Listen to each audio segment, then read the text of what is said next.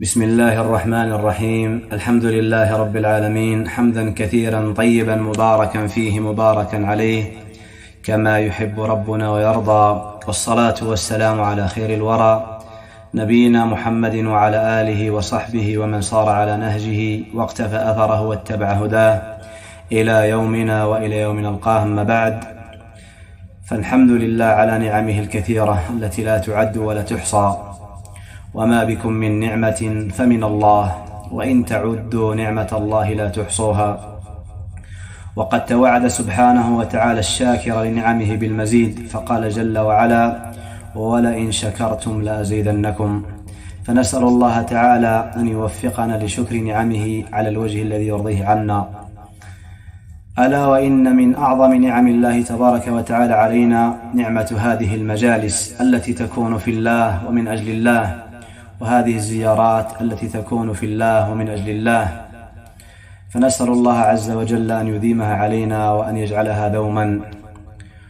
وقد اجتمعنا في هذه الليلة المباركة التي نسأل الله خيرها وبرها على غير أرحام بيننا ولا أموال نتعاطاها، وإنما اجتمعنا محبة في الله ورجاء فيما عند الله، فنسأل الله عز وجل ألا يحرمنا الأجر. وفي بداية مجلسنا هذا الذي نسأل الله خيره وبره، عندنا كلمة لشيخنا العلامة عبد العزيز بن يحيى البرعي حفظه الله تعالى، القائم على دار الحديث السلفية بمفرق حبيش، حرسها الله. الحمد لله رب العالمين، وأشهد أن لا إله إلا الله وحده لا شريك له، وأشهد أن محمدًا عبده ورسوله صلى الله عليه وعلى آله وسلم. أما بعد، فقد طلب منا أخونا المبارك أبو سلمان عبد الواحد أبو زيان المغربي كلمة في اجتماعهم المنعقد يوم الاثنين 18 من ربيع الثاني لعام 1446. فحيا الله إخواننا جميعا في اجتماعهم المبارك، ونسأل الله عز وجل أن يأجرهم وأن يوفقهم وأن يعينكم جميعا ويسددكم على ما أنتم عليه، ونسأل الله عز وجل أن يجمعنا في الفردوس الأعلى مع النبيين والصديقين والشهداء والصالحين. أيها الإخوة، إن أعظم نعمة أنعم الله بها على عبد من عباده أن يحبب إليه التمسك بسنة رسول الله صلى الله عليه وعلى آله وسلم، وأن يوفقه لذلك. هذه النعمة أعظم من نعمة السمع والبصر، وأعظم من نعمة العقل، لأن نعمة التمسك بالسنة سبب النجاة يوم القيامة، بل سبب النجاة في الدنيا والآخرة. فبعض الناس لا يعرف قدر هذه النعمة. المتمسك بالسنة يعيش في نور، وغيرهم يعيش في ظلمات. المتمسك بالسنة عرف الحق من الباطل، والهدى من الضلال، والسنة من البدعة، والحلال من الحرام. الجاهل بالسنة والبعيد عنها لا يستطيع أن يفرق بين الساحر والعالم، ولا يستطيع أن يفرق بين الحق من الباطل. قال الله عز وجل: وكذلك أوحينا إليك روحا من أمرنا ما كنت تدري ما الكتاب ولا الإيمان ولكن جعلناه نورا نهدي به من نشاء من عبادنا وإنك لتهدي إلى صراط مستقيم. فجعل الله سبحانه وتعالى القرآن روحا وجعله نورا، فقلب ليس فيه القرآن كبدن بلا روح، وكعين ليس أمامها ضياء لا ترى شيئا. فلهذا احمد ربك على أن من عليك بالسنة. ونعرف أيضا قدر النعمة ونحن في زمن الغربة. قال النبي صلى الله عليه وعلى آله وسلم: بدأ الإسلام غريبا وسيعود غريبا كما بدأ، فطوبى للغرباء. فأنت تشعر بغربة وتشعر أنك ليس أمامك إلا مجموعة ممن تمسك بالسنة يعيشون معك فيما أنت عليه، وغير هؤلاء أحسنهم حالا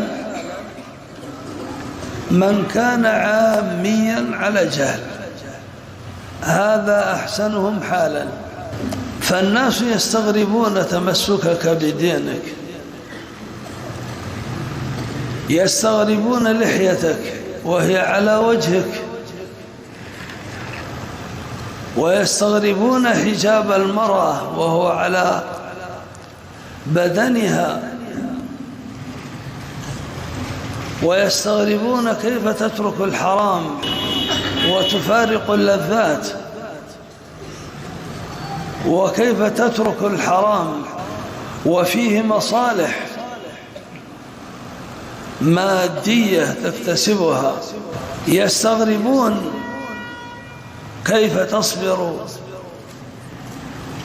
على طاعة الله عز وجل، وكيف تصبر على البعد عن معصية الله. فلهذا أنت تعيش في غربة وتعيش في وحشة. ولكن السني قوي العزيمة لا يكون ذلك سببا لانهزامه وضعفه، بل لا يزداد إلا قوة وعزة، لأنه يشعر أن الله معه وأن الله يعينه.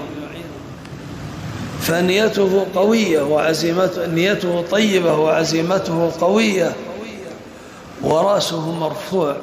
إذا وجد آية عملها، وإذا وجد حديثا عمل به. فهو يعمل بالكتاب والسنة، يعيش مع الكتاب والسنة في أقواله وفي أفعاله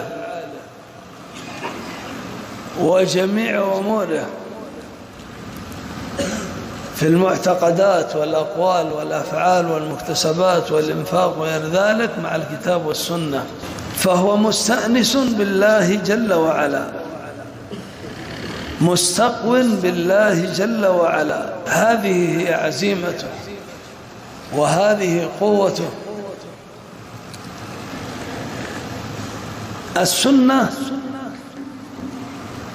العمل بها معرفة واعتقاد واقتناع وعمل، ما هي مضاربة مع الناس، لا مخاصمة مع الناس. أهم شيء أعرف الحق من الباطل، أقتنع بالحق، أعمل بالحق، انتهينا. أدعو إلى الله بعد ذلك بقدر ما أستطيع، وأحاول أن يهدي الله أناسا على يدي.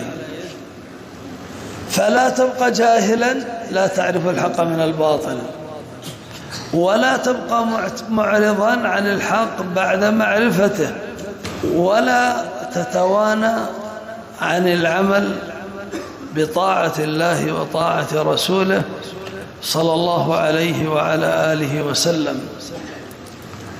فلهذا يستشعر طالب العلم والرجل السني عاميا كان أو طالب علم، وهكذا المرأة السنية السلفية ينبغي أن يكونوا سائرين على جادة الصراط المستقيم، لا يزدادون إلا اندفاعا وقوة ورفعة، ينتظرون ثواب الله وينتظرون الثمار الطيبة التي زرعوا ثمارها وعاشوا عليها. فبهذا نوصي أنفسنا أن نعيش في زمن الغربة مع الله، مع طاعة الله، مع العمل بكتابه وسنة رسوله صلى الله عليه وعلى آله وسلم. أسأل الله يوفقنا وإياكم لما يحب ويرضى، والحمد لله رب العالمين.